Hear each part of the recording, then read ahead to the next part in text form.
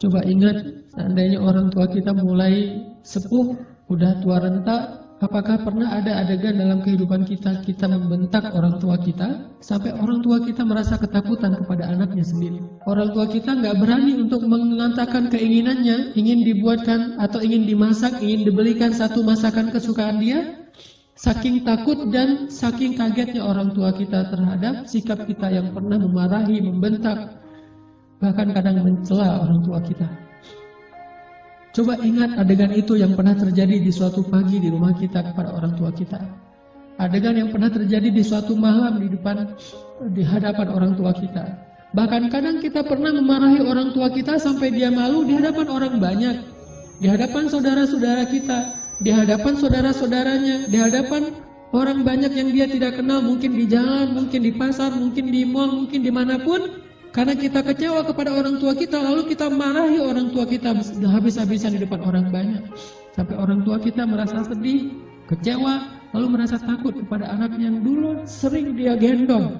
Anak yang dulu dikecup keningnya, tetapi ketika anak ini merasa sudah mampu, sudah punya segalanya dan orang tuanya dalam keadaan lemah, dengan sombong dia membentak orang tuanya. Dengan sombong dia memarahi orang tuanya, tanpa pernah peduli dan tidak pernah lagi ingat bagaimana dulu dia diperlakukan oleh ayah ibunya. Ingat, adegan itu pernah terjadi dalam kehidupan kita. Kalau kita merasa kita tidak pernah melakukan itu, mungkin kita adalah seorang pelupa. Saya kira orang seperti kita yang dulu pernah masa-masa kelam, pernah nggak stabil emosinya, pernah mengalami masa-masa sulit. Saya kira semua kita pernah ngalamin masa ketika kita benar-benar menyakiti perasaan ayah dan ibu kita. Kita buang semua jasa mereka, lalu kita mengatakan kalimat-kalimat yang seolah-olah kita adalah anak yang tidak pernah mendapatkan kebaikan dari orang tua kita. Ayah kita diam ketika dimarahi oleh kita, dan dia tidak pernah mengatakan, dulu kamu pernah seperti ini tapi saya sabar. Dulu saya habis-habisan berkorban untuk kamu, saya korbankan semuanya, saya siang malam mencari nafkah untuk kamu. Ayah kita tidak pernah mengatakan itu di hadapan kita. Dia tetap sabar menanggung semua ucapan-ucapan dan bentakan dari anaknya. Apalagi ibu kita. Apakah dia mengandung kita 9 bulan hanya untuk ketika kita lahir lalu membentaknya? Dia mengandung kita 9 bulan dalam kepayahan, gak bisa duduk, gak bisa tidur, gak bisa berdiri, jalan kemana-mana berat. Apakah hanya untuk melahirkan seorang anak yang congkak, sombong, yang kemudian membentak ibunya hanya karena kesalahan kecil yang dilakukan ibunya? Ingat, adegan itu pernah terjadi dalam kehidupan kita. Lalu coba baca perintah Allah. Sehingga pantas jika Allah Subhanahu wa Ta'ala sangat murka kepada anak sesoleh apapun dia, ahli tahajud sekalipun, tinggal di Masjidil Haram sekalipun, kalau dia durhaka kepada ayah ibunya, ini tidak ada nilainya di mata Allah Subhanahu wa Ta'ala. إما يبلغن عندك الكبر أحدهما أو كلاهما فلا تقل لهما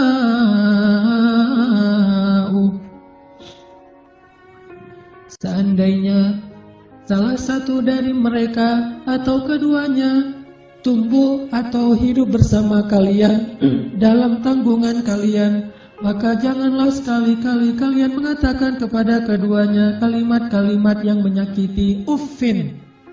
Allah larang kita untuk mengatakan itu. Lebih baik kita tidak pernah sholat sunnah sekalipun, kalau kita masih bisa tetap menjaga lisan kita kepada orang tua, daripada kita menjadi ahli ibadah tetapi kita tidak mampu menjaga lisan kita dari menyakiti orang tua kita. فلا تقل لهما أف ولا تنهرهما فلا تقل لهما أف ولا تنهرهما وقل لهما قولا كريما. فلا تقل لهما أف. Kalimat uff ini adalah kalimat ketika seorang anak tidak mau mendengar ucapan nasihat dari orang tuanya, dia berpaling, maka itu adalah kalimat uff. Dia tidak mengabaikan apa yang diucapkan oleh orang tuanya adalah kalimat uff. Orang tuanya belum selesai berbicara, dia sudah pergi, itu adalah kalimat uff. Orang tuanya memberikan usulan tetapi bagi dia itu sesuatu yang tidak penting, maka itu kalimat uff. Semua kalimat mengabaikan yang menyakiti perasaan orang tua kita adalah kalimat uff. Sedangkan wala tanharhuma adalah kalimat seorang anak yang merasa lebih benar daripada orang tuanya. Kalimat sombong, kalimat yang seorang anak merasa lebih tahu daripada orang tuanya. Atau bisa jadi orang tuanya melakukan satu kesalahan kecil, lalu anaknya melarang orang tuanya melakukan kesalahan itu. Ibu, jangan malu-maluin saya di depan umum. Ayah nggak usah seperti itu. Melarang orang tuanya melakukan sesuatu yang menurut dia tidak pantas, itu termasuk wala tanharhuma. Jangan larang dia. Biarkan dia melakukan apa yang dia kehendaki selama itu bukan dosa besar. Bahkan apalagi urusan-urusan sepele di rumah tangga kita. Mungkin dia melakukan sesuatu yang nggak berkenan bagi kita. Katakanlah misalnya dia memakai baju yang menurut kita tidak terlalu pantas. Katakanlah dia beradab dengan adab yang tidak terlalu kita senangi. Jangan larang dia, tetapi ajaklah dia bicara yang baik-baik. Jangan pernah melarang dia melakukan sesuatu yang membuat dia merasa disalahkan, yang membuat dia merasa sensitif, karena semua itu masuk wala tanharhuma. Terus apa yang harus kita lakukan? Wa qul lahuma qawlan karima. Katakan kepada keduanya ucapan yang karim, ucapan yang mulia. Bagaimana ucapan yang mulia? Disertai dengan senyum dari anaknya, dengan suara yang lemah lembut, dengan tetap menjaga perasaan orang tuanya. Itulah qaulan karimah. Tapi kalau kita mengucapkan kalimat yang paling benar sekalipun, bahkan tentang perintah Allah sekalipun, kita bilang kepada orang tua kita, atau kita larang orang tua kita dari berbuat satu kesalahan. Misalnya ibu kita membicarakan tentang orang lain, dia menggibah, karena dia tidak paham bahwa itu dosa, dia menggibah. Dia tidak pernah ngaji seperti kita, karena gak punya waktu sebanyak kita. Dia sibuk mengurus kita. Suatu saat dia menggibah tentang saudaranya, tentang keluarga, tentang orang lain. Maka jangan larang dia dengan cara yang membuat dia merasa sakit hati, membuat dia merasa tersinggung. Walaupun dia salah dan kita yang benar. Kita mengatakan kalimat yang baik, yaitu kalimat yang ibu jangan menggibah orang lain, ibu itu dosa besar dan seterusnya, membuat dia sedih. Itu termasuk wala tanharhuma.